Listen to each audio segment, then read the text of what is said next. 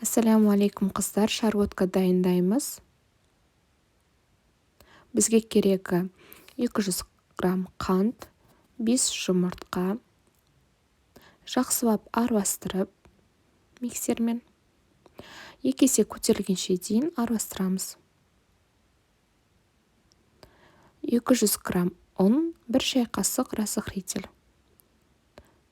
Осылай араластырып аламын, яғни қазір миксермен араластырғанда жан жаққа шашырамау үшін. Тағы бір рет миксермен араластырып аламыз. Жақсылап тұрып. Қыздар 100 грамм сары майды салуға ұмытып кетіппін. Сіздер салсаңыздар да болады. Бірақ осы да жақсы болды. Міне, енді алмамызды, яғни 3 алма керек. Осылай турап аламыз алманы.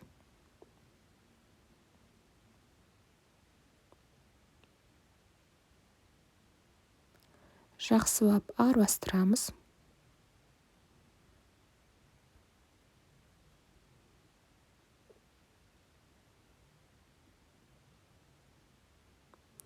Формочкамызға пергаментный қағаз төсеп, осылай құямыз.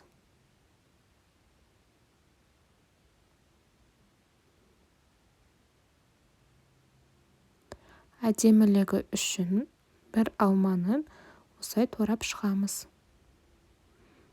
Қойып, осылай әдемілеп қоямыз. Өздеріңіз еркіңіз қалай қойсаңыздар да, мен осылай қоюға тырыстым. Міне қыздар, шарлотка дайын болды.